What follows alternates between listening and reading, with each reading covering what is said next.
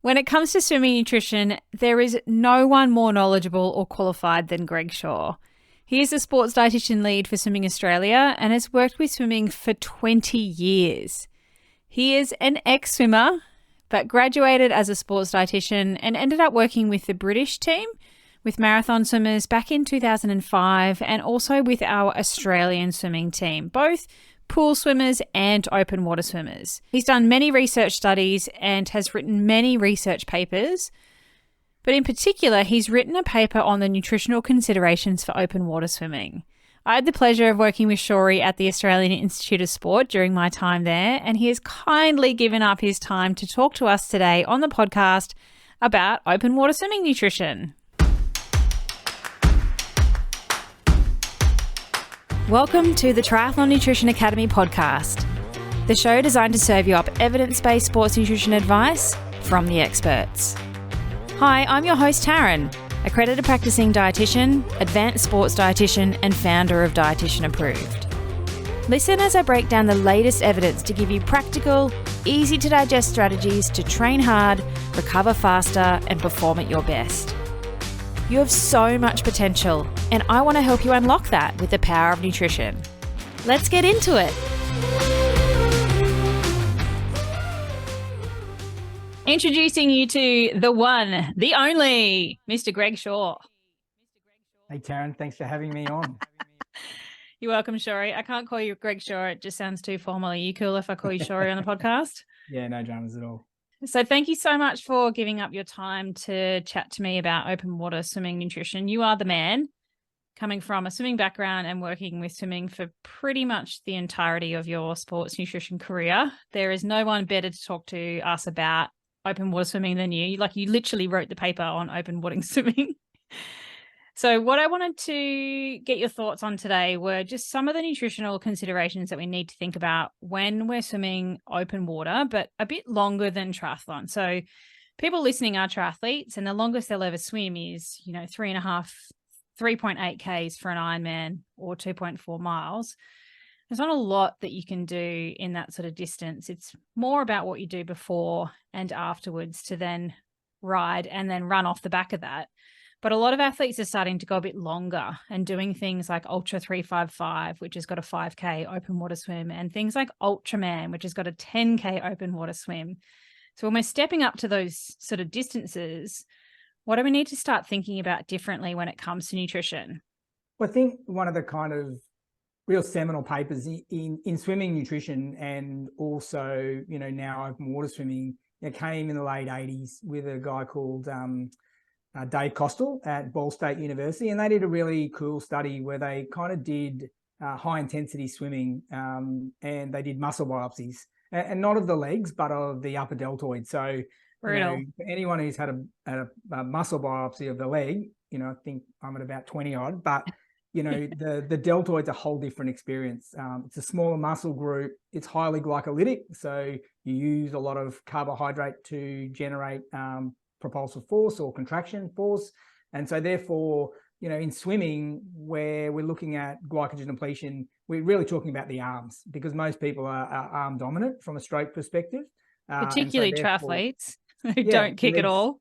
You don't want to use your legs in a triathlon if you don't have to. So, very arm dominant. And they showed that, like 50% of the muscle glycogen could be depleted in as little as 3,000 yards. And that's, kind of around about, threshold or slightly above threshold work. So they did, kind of repeat hundreds, 30 of them. And then they went a bit further and went 60 of them, and, did the biopsy again. And they showed that, you're around about 90% depletion after about 6,000 yards. So, it is capable of depleting muscle glycogen in less than 5K. But, with techniques like muscle glycogen loading and, management of effort, you can finish a 5K quite easily, without muscle glycogen being a performance limiting outcome. The challenge with that, though, is when we step up to 10K, particularly at the intensities that most of the guys that I work with, complete a 10K, muscle glycogen becomes really performance limiting. And so, exogenous carbohydrate, or ingesting carbohydrate from gels and fluid, becomes really, really important. And so we put a lot of time and effort into that. and not just about volume, but about the quality of the feed. I'm sure we'll talk about this a little bit later, but it's really easy to kind of drink, high concentrated sports drink and take it out of a cup. But, the challenge then is what do you get in your actual mouth? What do you swallow? What do you actually absorb? And so, if we're looking at, trying to feed at really high carbohydrate rates for highly carbohydrate requiring muscles like the arm muscles, which are highly glycolytic, then we're looking to push the boundaries of what is possible from a carbohydrate ingestion perspective for those guys at 10K. Coming that down, bring that intensity down from a triathlete perspective, there's probably not as much need to be aggressive, that aggressive as we are. Like an example for our bronze medalist at the Tokyo Olympics, Karina Lee, we pushed 120 grams per hour Solid. from her. So she consumed about 240 grams over the duration of that race. Some would argue that's kind of really high and probably not used, but in an event like the Olympics where we're trying to drive oxidative glycolytic pathways as hard as we can, we're trying to get as much carbohydrate from an exogenous source as possible. So, but that took a lot of training. That took a lot of science from a carbohydrate form perspective. Took a lot of additional acclimatization, because the other component with something like Tokyo was it was 30 degrees in the water, so she was swimming in a bath. Yep. So your kind of intensity goes up again, and so your carbohydrate usage goes up again. So there is the possibility to push that, but then if you're moving through really cold water, and you're moving well within your kind of physiological capabilities, the requirement to feed becomes a lot less, and being more manageable with your volumes and your concentrations is definitely something that should be considered by a triathlon, particularly a recreational one who's doing something like a 10K as part of an Ultraman. Yeah, solid. That is huge amount of carbohydrate oxidation while you're swimming. Do you know, did you do any testing to know how much you used or what a gut tolerance was for things like that? So from a gut tolerance perspective, perfectly fine. And Amazing. Took a long time to do that. How long? And so probably about 6 months worth of training. Yeah. The type of volume that Karina was doing as well prior to the Olympics, she needed to ingest carbohydrate to be able to support her energy availability and her, performance requirements. And so, it becomes a really simple decision to put carbohydrate into training sessions rather than, in shorter distance swimming, 100 meter, training, the need for carbohydrate in sessions is probably a lot less. Turning up well stocked and ready to go is important, but ingesting large amounts of carbohydrate during a training session, you just don't use it. It just becomes excess glucose, and you then have to deal with that from a physiological perspective post session. So, but yeah, she did a pretty fantastic job. That's amazing amount of fueling, and particularly in hot water. One of the questions I do want to ask you and pick your brain on, though, is sweat rates during a swim, during an open water swim and a pool swim, because it's so different to cycling and running. So do you know roughly what that would be in terms of hydration for somebody doing a 5K or a 10K open water swim? Yeah, it all has to do with water temperature. Water is 23 times more thermally conductive than air. And so therefore, your ability to drop heat to the water is really efficient at lower temperatures. So, most open water races that we do in, say, Europe, we're at, 20 to 22 degrees water temperature. So, we've just come back from the Paris test event. We didn't get to race because of water quality for the open water. The triathlon guys did the other day. But the water temperature there, even though it was, 30, 35 degrees outside, is still only 22 degrees. So, when you're racing in that type of water temperature, there's no issue with hydration at all, because the body will conductively lose heat and doesn't require, the convective loss from sweating. Once we get up around the 26, 27 degree water temperatures, that's when sweating becomes a little bit higher. So, if we look at the pool data around sweat rates, most of the pool data suggests that at kind of moderate intensities in a 27-degree kind of pool, you're losing around about 100 to 300 mils of fluid an hour. So really kind of low compared to other terrestrial sports where, it's hard to lose heat to the atmosphere. And hence why, when you talk to swimmers or people who swim, if they're chasing their hydration and they're drinking a lot of water during training, what's the one thing they talk about is that, you have to either get out of the pool to pee or you pee in the water. And so, are you a in the water peer, or are you a person who gets out to go to the toilet? That's the common one. And often that's because you're drinking more than what you need. You're not losing much. And so therefore, we always kind of consider fluid in training, particularly indoors, pools south of, say, the northern, north coast of New South Wales, where temperatures are actually don't change too much in the pool. Fluid during training is probably not too much of a concern, similar to racing. But once you get over that 28 degrees and the pool temperature starts to rise, and this goes for training as well, there becomes a bit of a tipping point, and that tipping point's at around about 28.5 to 29 degrees. And once you go over that tipping point and intensity increases, you get a decoupling of thermoregulatory control. And so the body starts sweating, and quite profusely sweating, trying to lose heat via convective measures, but it can't do that because there's no evaporative cooling that goes on. And so you get a decoupling of the thermoregulatory capabilities, and so you get sweating, but without the convective heat loss. And so, in water temperatures above 29, you can be seeing quite large fluid losses over that period. So in those environments, in our open water races, particularly for something like Tokyo, we use slushies, we use hyperhydration, we use sodium loading. We were ingesting, that 240 grams of carbohydrate came from around about 1.5 liters of fluid. That was temperature control. So we ensured that the temperature was 14 degrees Celsius so that there was a perceptive cooling effect, as well as, being not too cold that you couldn't ingest that volume of water in a really short period of time.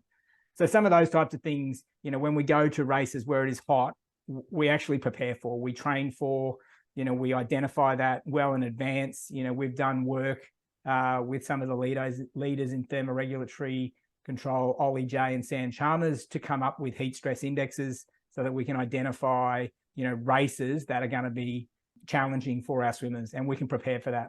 And so, we do sauna work, we do heat acclimation work. We actually have a protocol where we can heat the pools up to 32 degrees, and we undertake 10K sessions in those types of swimming environments. Just for fun. In summer, for our guys, a pool in Noosa that's outside without a lot of thermoregulatory control, and it's really humid, it's really hard to keep it below 30 degrees. Which is fine for learn to swim and fine for the average, retiree who's doing their 1K on a Wednesday morning. But for anyone who's doing some hard training, it really becomes claustrophobic and, kind of overwhelming. And so, nutrition becomes a big part of that. Do you know what the sweat rates are roughly around those sort of temperatures? Obviously, it would be individual, but if it's sort of 100 to 300 mils in cooler environments, get up to the 800 to a litre. Crazy. So someone could lose up to 2 litres over that type of session, particularly as you go above 30 degrees. The water is still pretty conductive at that temperature, and there's still enough of a thermal gradient to dissipate heat. When we do core temperature monitoring in those types of races, we rarely get over 40 degrees.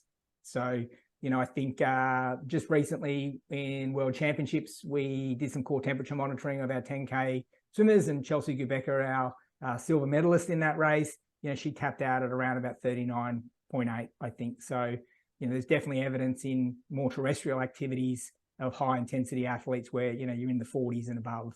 So even though the water temperatures are getting up there, it's not performance limiting if we prepare appropriately for it.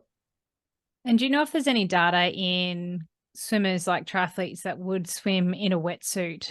So again, for us, we don't have that challenge because we can only use wetsuits below certain temperatures, and they're 18 and 20 degrees. So, it's now changed where we can't use a wetsuit above 18 degrees. So, when you're in those types of water temperatures, the wetsuit's there actually for regulatory improvement. And so you're not losing heat to the water to become hypothermic. And so there's not a lot of data around for, recreational activities where, you are above 22, 24 degrees from a wetsuit's perspective. I can appreciate that, a triathlete, might do, a couple of K in it, and I haven't actually ever come across this, but, doing a wetsuit in a 10-kilometer race with, water temperatures above 24 degrees, I would assume would lead to, a good amount of sweating because you just don't, you don't have the ability to dump it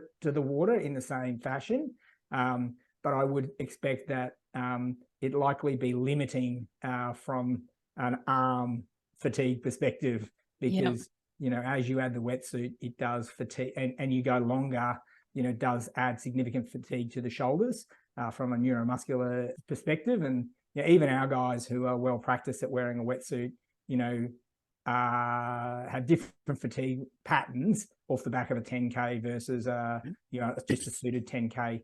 And, just by covering the torso, even they actually, there's additional kind of effects off the back of the day after where they're significantly fatigued. So, that I think you'd probably be more sore from, wearing a wetsuit for 10K in warm water than, from dehydration. Yeah, crazy. I actually hate wearing a wetsuit for that reason. Like I just feel so restricted and your deltoids sting out faster. And I would wear a no-sleeved one, but interesting that you say that they're still fatigued without it. In open water, like open water swimming, we're not allowed to wear a sleeveless because of the temperatures we're dealing with. And obviously with triathlon, it's a bit different. So, that would then negate the kind of some of the shoulder issues. But again, even just covering the torso there, pulling down on the traps is fatiguing in a different way. Yeah, I actually find because it makes you so much more buoyant, my whole form is different and I get a sore back because I'm so buoyant in the water. Yeah. Whereas other triathletes use a wetsuit to make them more streamlined. Yeah. And it's the same with the super suits like that we saw around 2009 with our wetsuits. It doesn't make the top guys better. They actually hate using them because it actually brings the poorer swimmers up to them. And so the packs are more congested. It is rougher because there's more big and it really suits bigger bodies, more muscular bodies, more dense bodies. So, they can then deliver force, with higher buoyancy, which means that they don't fatigue as much. And so, it does change the dynamics of the race. And there is a nutrition implication of that. If we are using those certain muscles more aggressively in a wetsuit, then we've obviously got to be more aggressive with our kind of nutrition support to make sure that fatigue isn't the limiting factor in performance. Yeah, awesome.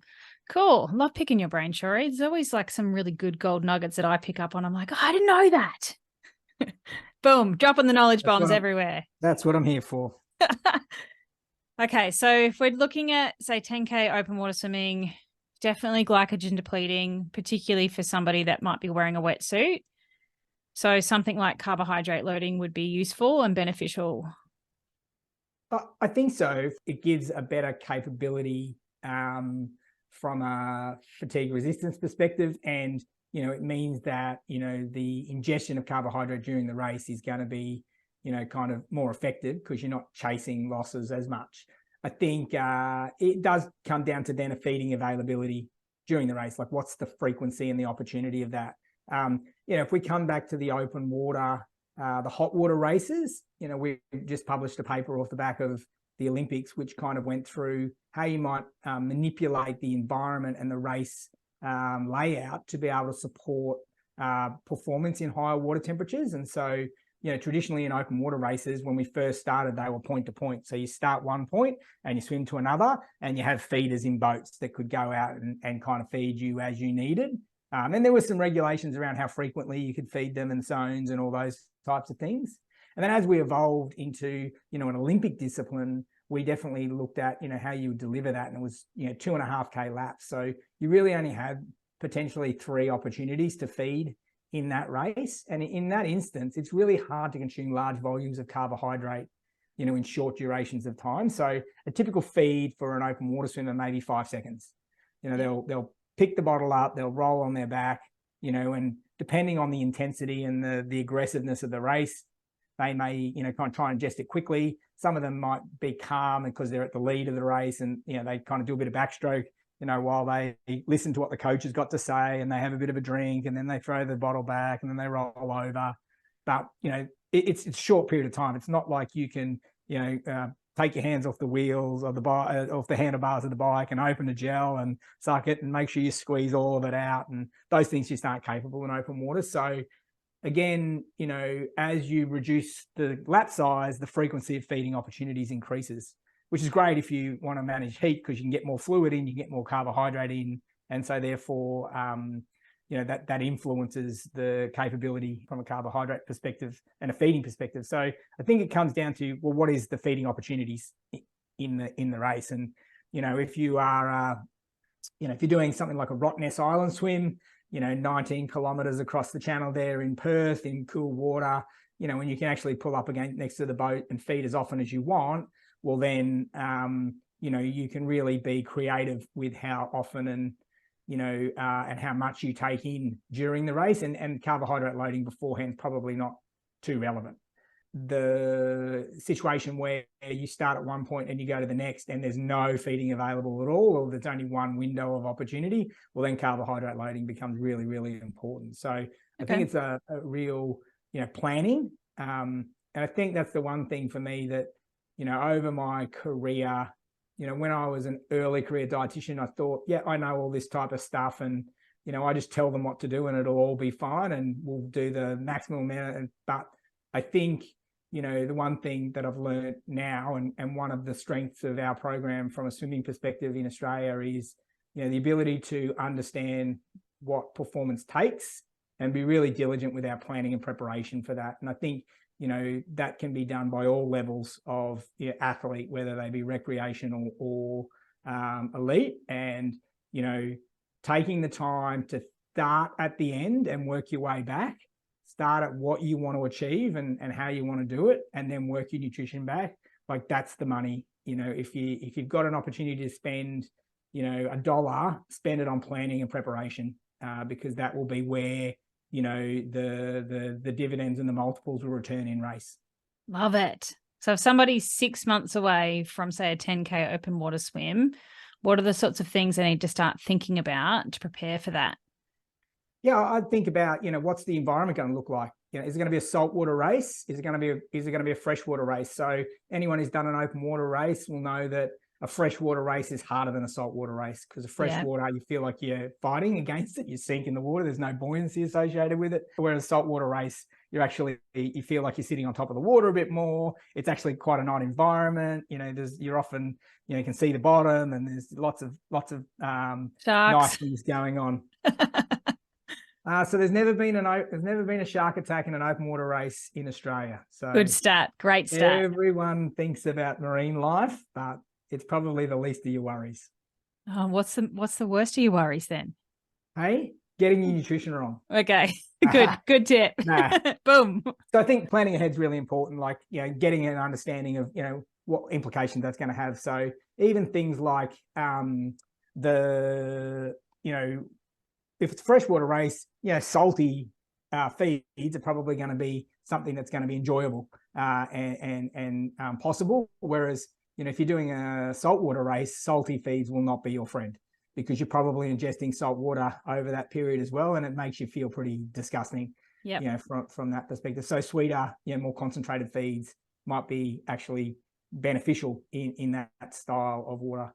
I think, trying to understand the water temperature, as you've said, whether you're going to wear a wetsuit or not, and then go, what time do I want to swim? How much of a percentage of my, kind of maximum intensity will that be? And then you can do some calculations around, how much carbohydrate you're going to need, whether that be from, the feeds that you get from a feeder, or what you're going to need to do from a glycogen loading perspective to be able to kind of ensure that that's not a problem.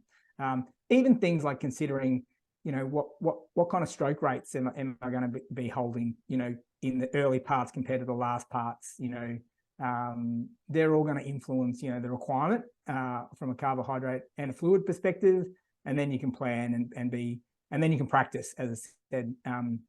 So to give you an instance, with something like the Karina example at the Olympics, like we did 5 swims in a 32-degree pool at 10K with, kind of a really specific, pacing strategy prior to even going to a hot water camp in Darwin and doing our heat acclimation work. So, the more comfortable you are with the process you want to deliver, the easier it's going to be on the day. So do you recommend doing the distance in a swim? Because a lot of triathletes will not do like a 180K bike ride, or they won't run a marathon in training. But a lot of swimmers swim way beyond what their actual event is. Like you think about 100-meter swimmers, they swim 20Ks a week. What do you recommend for a 10K open water swimmer? Well, our guys have a range of different volumes that they do. They can go anywhere from about 65K a week up to 100K a week. Some even go further than that, depending on the distance that they look at. Swimming. But I think it comes back to the fact that, the mechanical load of swimming is less than running and riding. So, there's no weight bearing component to it.